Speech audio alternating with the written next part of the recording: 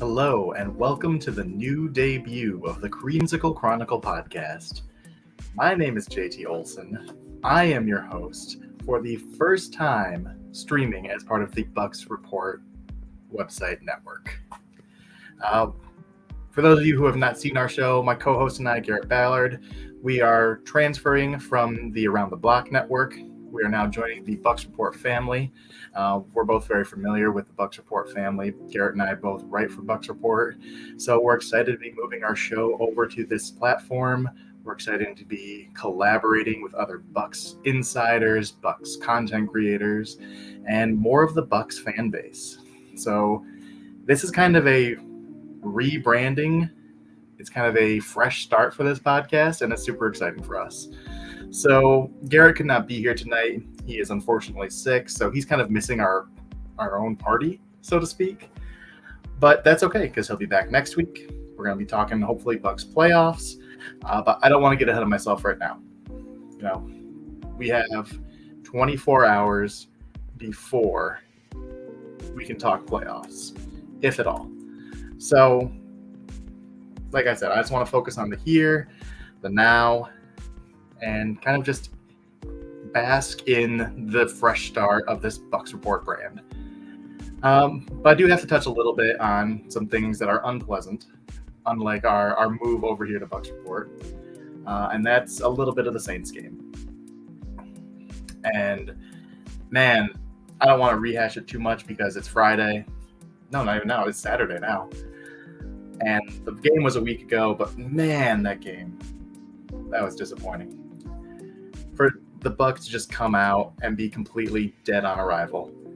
You know, it felt like there was no energy. It felt like there was no real cognitive plan. It felt like they were just kind of out there going through the motions. You know, the coaches are just calling plays. The players are just out there just to be out there, just working up a sweat and not really trying to do anything. And that's unacceptable. That's from the coaches down. That is the leaders of this team, the Baker Mayfields, the Mike Evans, Levante Davids. For a team that has a chance to clinch a playoff spot to come out and lay an egg like that, it's completely unacceptable. It doesn't matter who the opponent is. It doesn't matter if they are the Ravens or the Panthers or the Saints. You know, it was flat. It was purposeless. And we saw what happened. The results are there to be seen. What's up, Christopher Cole? Appreciate you tuning in. So, last week, it was a failure on every level. Schematically, game plan, effort, execution. And because of that failure, the Bucs are in a do or die situation. They could have wrapped it up. They could have put their biggest threat to bed, been in the playoffs last week. They didn't. Now they're in a position where if they don't win this week, they're out. The whole season's done. A season where we had the potential to go 10-6, 10-7. That was kind of the expectation coming into this year for me. 10 wins. Not going to get there. It's unfortunate. I don't want to quabble over one win if the results are basically the same. You win the division, you go to the playoffs. There's not a huge difference between 9 wins and 10 wins. But to be 8-9 and miss the playoffs, that's a huge difference. That is a career-altering difference for Todd Bowles, for Baker Mayfield. You know, this game goes south tomorrow, and we are talking about a whole new look to the Buccaneers next year. And it feels like it's a huge pivot for this franchise. You know, you have a chance to host a playoff game, potentially win a playoff game, potentially go on a run. Or you're calling coordinators. Hey, do you want to come in for an interview? We got a head coaching vacancy. Hey, Frank Smith, Miami, you're a good offensive coordinator. How'd you like to be a head coach? Hey, Ben Johnson, Detroit, you're a good offensive coordinator. How'd you like to be a head coach? Those are the calls we could be making next week, or we could be taking playoff calls. people reserving playoff seats. It's a huge difference. Huge difference for potential returning free agents. Does Mike Evans want to come back to a playoff team, a chance to run it back, win the division again? Or is he not interested in a fresh start, a rebuild, a new coaching staff, a new quarterback, trying to build that chemistry at age 31? Levante David, same thing. Does he want to be a part of a little rebuild here at age 33? Does a new coach want Baker Mayfield as his guy, or does he want to pick his own guy? Could be a lot of change in this offseason, depending on how this game goes tomorrow. Or could set up stability for the next couple of years.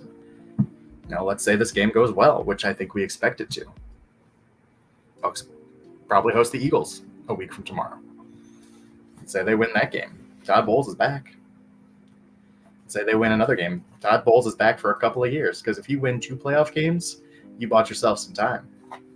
We're not checking the temperature of his seat every other game. The highs and the lows of this year. We're 4-7, talking about top 5 picks, talking about drafting Jaden Daniels, talking about Todd Monken being the next coach.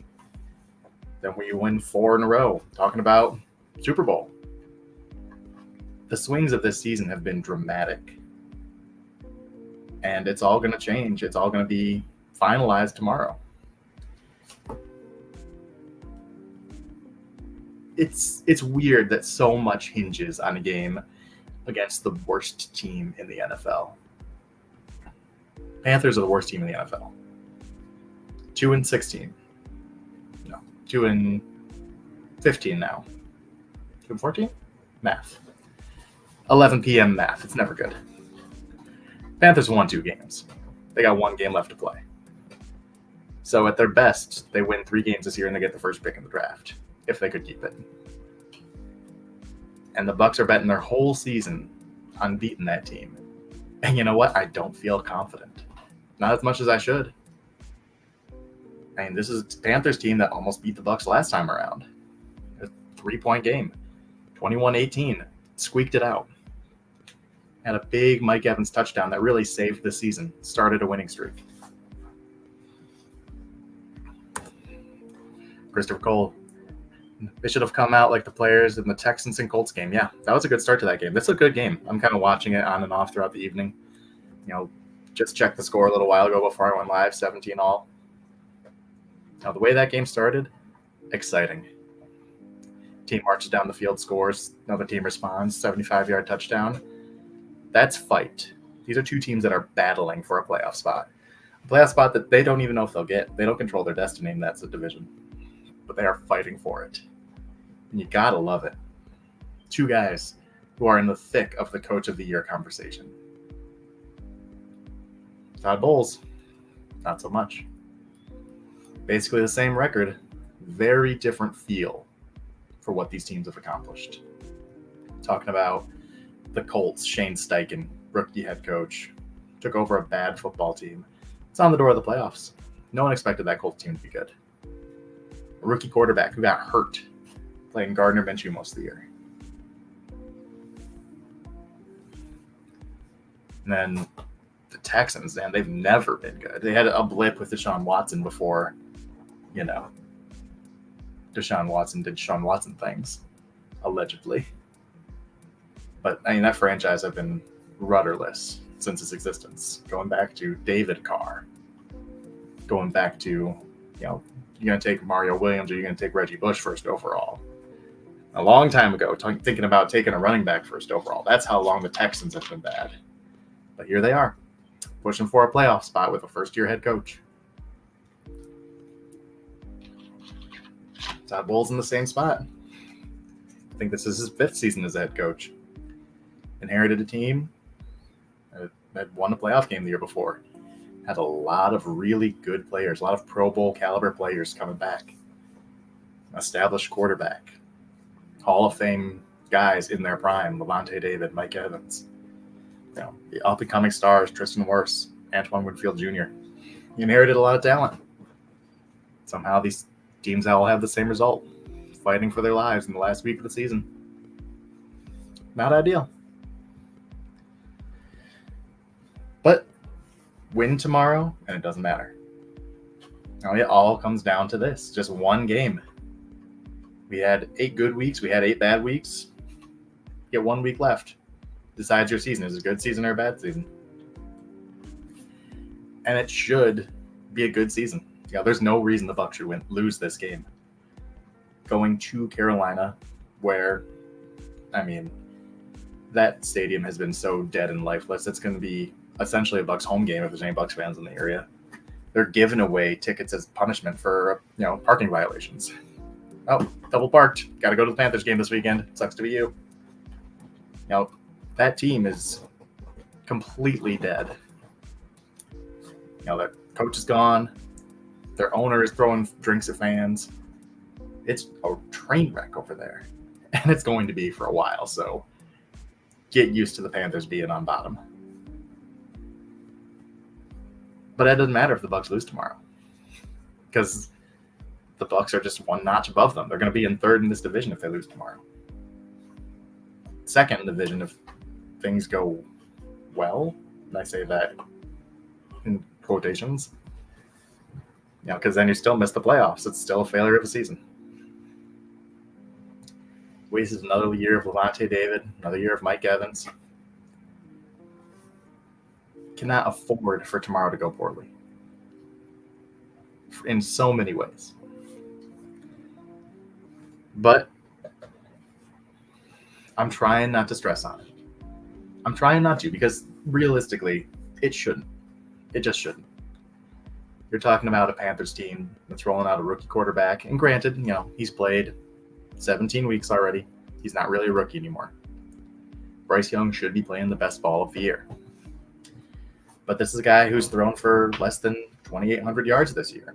He's thrown 11 touchdowns and 10 interceptions. It's the first pick in the draft. He hasn't played well all year. And some of it's outside of control. That's, not a great situation around him. But you know what? Neither is what CJ Stroud walked into. So you're going against a Panthers quarterback who doesn't have a ton of experience and has not been very successful. And you're rolling out the likes of Vita Vea, Kalijah Kancey, Shaq Barrett, Levante David, Will Golston. The Bucs should really bother him. I know Kancey had his way last time. He forced a intentional grounding call, which is essentially a sack. Vita Vea always dominates. He's one of the best defensive tackles in the game, probably the best nose tackle in the game. Shaq Barrett, who's been playing better here in the back end of the season. Up front, the Bucs should dominate. They should bother Bryce Young. And that really should be all it takes. If their quarterback folds, they don't have the running game to lean on. Their defense is good, but if they can't score points, it doesn't really help you. The receivers are fine. An old Adam Thielen, that's, okay. DJ Chark I like as a, support guy. He's not a star. I think he's a middle tier number 2 on most teams. Maybe a number 3 on a good team. So, really, if you can bother the quarterback, they don't have the playmakers to support him. They don't have the offensive line to support him. And the defense is, good. It's not bad. I like a lot of their pieces. I like Derek Brown as a nose tackle. I like J.C. Horn as a corner. But this isn't a dynamic defense. This isn't a defense that is keeping Baker Mayfield up at night, even with a broken rib. Baker Mayfield shouldn't be that afraid of this Panthers defense, even with a guy like Brian Burns. The Bucs have handled Brian Burns. He hasn't been a problem. You got Tristan Wirfs. No one's a problem. Luke Gedeke has been one of the best right tackles in the league this year. They've shut down guys like Aiden Hutchinson and Brian Burns. Pro Bowl caliber guys. This should be a game where the Buccaneers come in there and they have their way with things. And it's not a perfect situation. Baker's banged up. There was talk of starting Kyle Trask this game. Not ideal. If Kyle Trask plays quarterback in this game, I might be picking the Panthers to win because I don't have a lot of faith in him. But even Baker Mayfield at 70% should be a comfortable victory. You dump it off to Rachaad White. You let him make plays in space. You get Chris Godwin involved. You let Mike Evans be Mike Evans. This should be a comfortable victory. I don't know if it will be, because I would have said last week should have been a victory. I had it circled as a Bucs win, but the Bucs were dead on arrival. They got out-coached.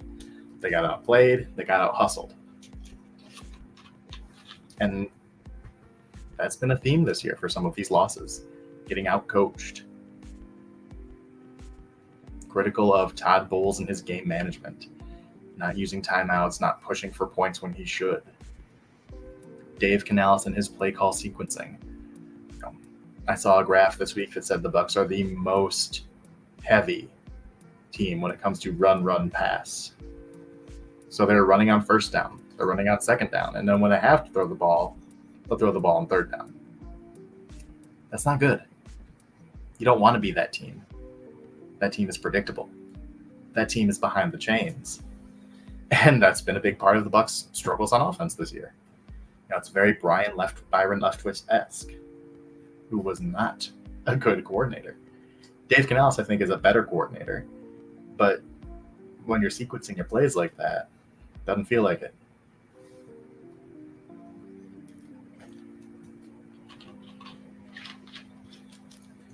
So it's fitting that Todd Bowles' career as a head coach swings on this game. Same with Dave Canales. And even if Dave Canales loses his job, I think he'll get another one in the future. Maybe not next year. But I really respect Dave Canales. I think he's a really bright guy. I think he's got a lot of good leadership intangibles. He's all about accountability. He's all about being positive. He's all about learning. But if the Bucs fail tomorrow, he's probably going to be a big part of why. And he's a big part of why they have 8 losses this year. With your first-year play caller, you get it. There's a learning curve. There's some growing pains. But at the end of the day, this is a results-based business. You either succeed or you fail. It's no middle ground. You're either in the playoffs or you're out. That's what the Bucs are looking at. That's what this coaching staff's looking at. And if you can't beat the Carolina Panthers, then you don't deserve to be in the playoffs. If your season is hanging in the balance against the worst team in the NFL and you come up short, the Saints deserve to be there over you. The Falcons deserve to be there over you. There's no two ways about it.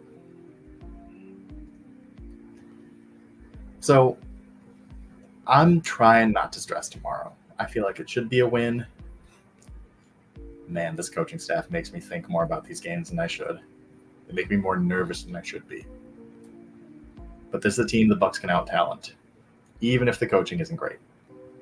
You can out-talent this team. This Panthers team is not talented. They have a few pieces, but they don't have a team.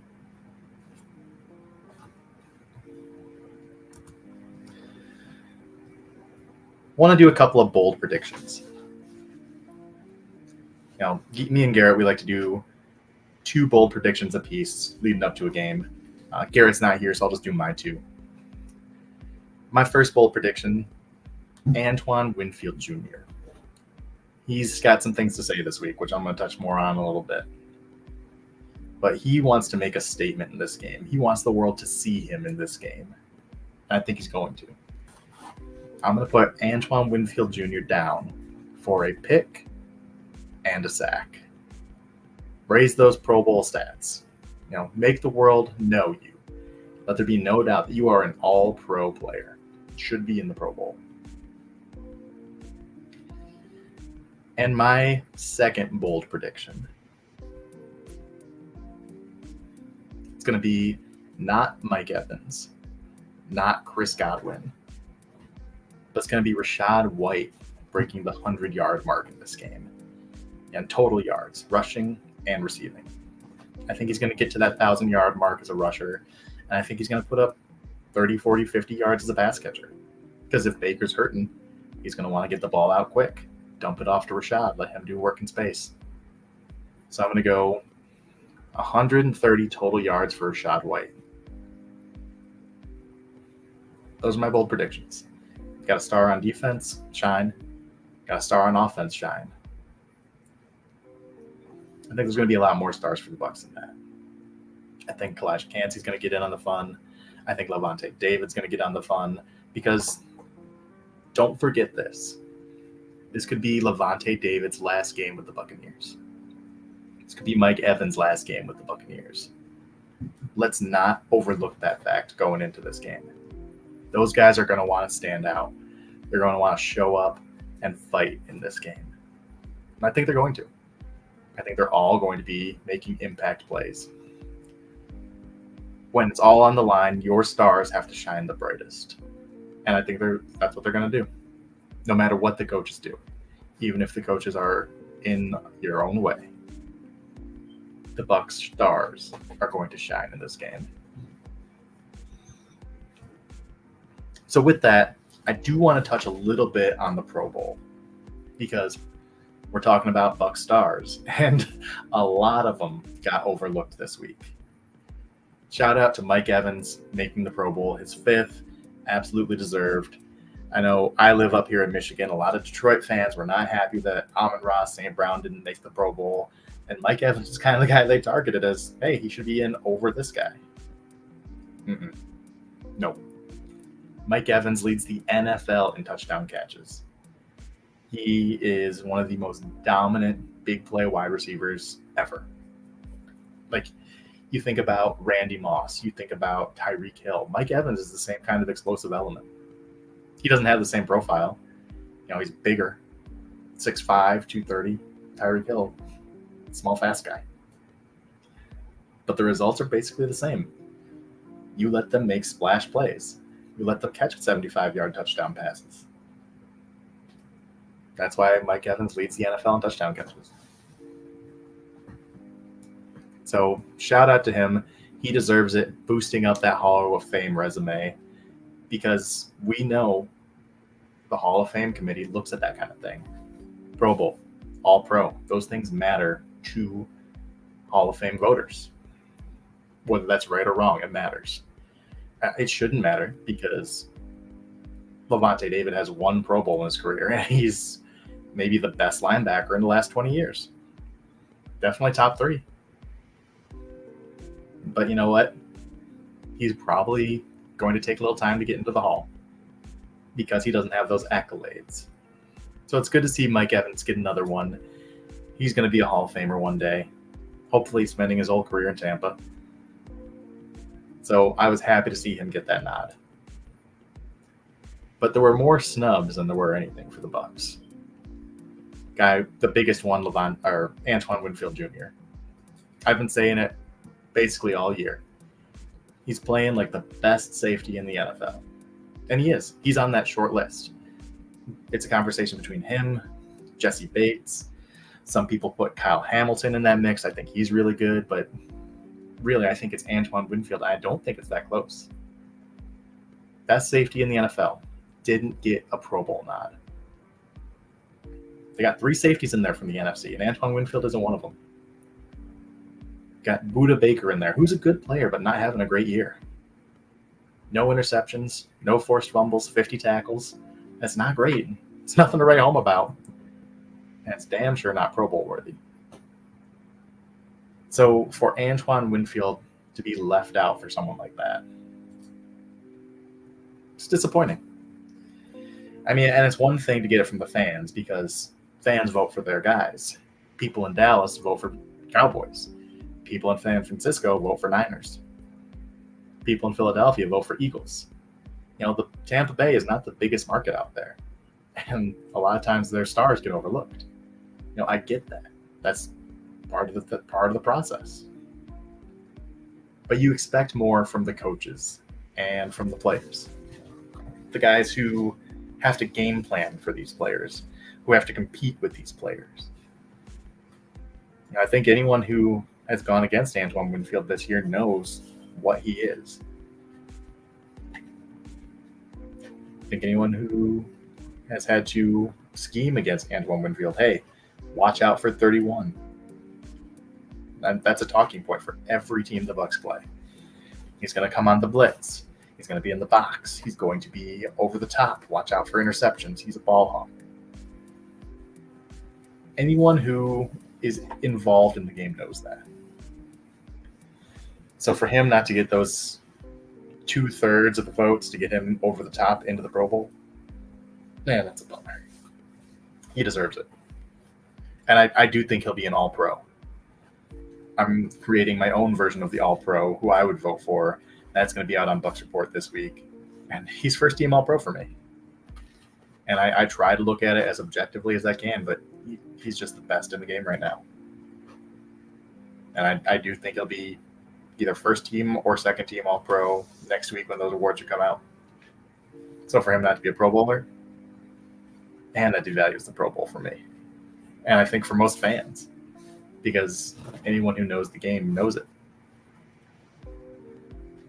But 15, 20 years from now, when we're talking Hall of Fame, that's going to come up. How many Pro Bowls did he have? A couple more. Levante David. For him not even to be named an alternate to the Pro Bowl. Among all linebackers, he's second in the NFL in tackle for loss. And he missed a couple of games. He is great in coverage. He's as instinctive as ever. He's shooting gaps constantly. He's a playmaker. He's one of the best linebackers in the NFL. I do think he has a chance to be an All-Pro. I don't think he will be, but I think he's someone who's considered for All-Pro, first or second team. And to not even be an alternate is embarrassing. It's embarrassing for fans, for coaches, for players. It is a terrible look for the Pro Bowl, even worse than Antoine Winfield, because Antoine Winfield's a first alternate. He's right there. He's snubbed, but he's in the conversation for coaches and players. For Levante David to not be an alternate, that's insane. That makes the Pro Bowl mean nothing to me. Because he's one of the top 3 linebackers in the game. Fred Warner, Roquan Smith, Jeremiah Owusu-Koramoah, those are the guys for me. Demario Davis has always been great. I think he's starting to slow down a little. Levante David's not. He's playing as good as he ever has. So that, I think, was the biggest snub for the Bucs. And then Tristan Wirfs. He was a snub. There's no two ways about it. And, man, the NFC has some great offensive tackles right now. Trent Williams, he's been the best in the game for a long time. Penei Sewell in Detroit, he is a monster, especially as a run blocker. He's one of the best in the game. I have no problem with that. They deserve to be Pro Bowlers. I don't know if they deserve to be Pro Bowlers over Tristan Wirfs, but they deserve to be there. They're all in that conversation. Who's the best offensive tackle right now is one of those 3. And then Lane Johnson. He's good. He's slowing down. It feels like a little bit of a legacy award for him to be in the Pro Bowl. But he's been one of the best in the game for a long time.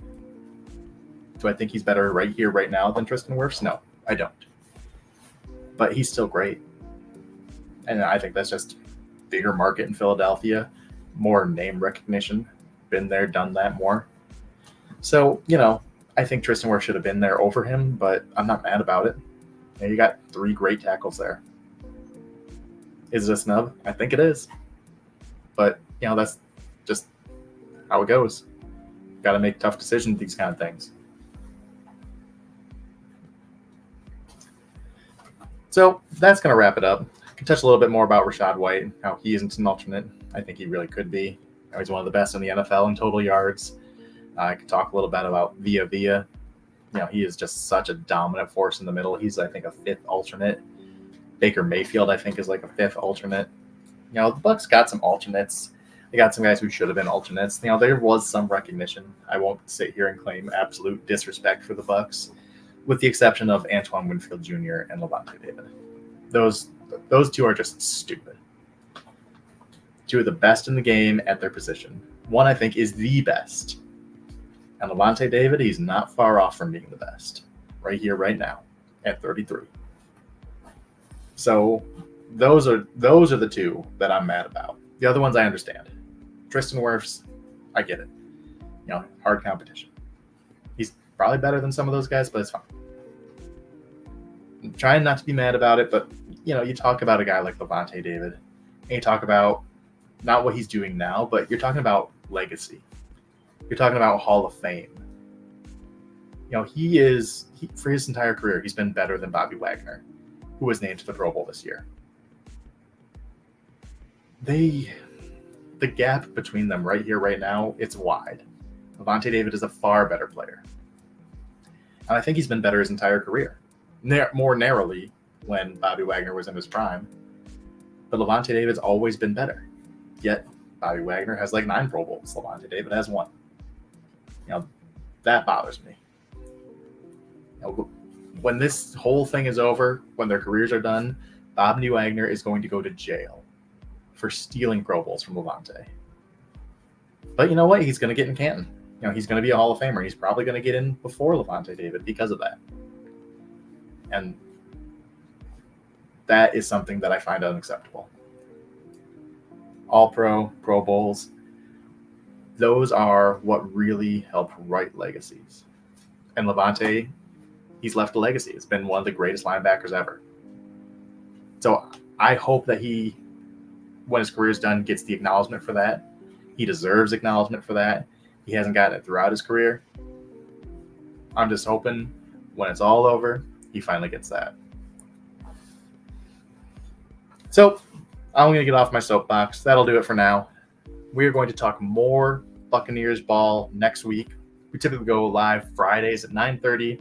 Once Garrett is healthy, on the mend, we get back into a normal schedule. And hopefully this time next week, we'll be talking about a Bucs playoff game. Now, we could be watching a Bucs playoff game this time next week. That'd be nice. If that's the case, we'll go live in the week earlier on, preview the game, talk about it, get ready for some postseason football. And if not, I'm going to tell you what coordinators I really like, who I think should be running this team. So until then, I'm JT Olson. We appreciate you tuning in. We appreciate everyone over at the Bucs Report. Very grateful to be joining this group, as a podcaster. I always have been as a writer. So really excited to be taking our show to this platform. So appreciate everyone tuning in. Christopher Cole, I appreciate your comments. This last one up here, I want to make sure I get in. All it takes is one misplay and we lose and we're done. Yeah, that's it. It just takes, look at last week. 4 turnovers. Bucs are one of the best teams in the league this year and not turn the ball over. But just took a couple of boneheaded plays. A couple of bad interceptions. You fall on your face and fumble what could have been a touchdown. It just takes a handful of plays. And the Bucs have put themselves in this position, do or die. Cannot afford mistakes, even against a bad Panthers team. So I don't want that to be the case, obviously. I want to be here talking about how we're going to beat the Eagles, how we're going to beat the Cowboys, whoever it is. I think they can, to be honest. But that's getting way out of myself because I got to take care of business tomorrow first.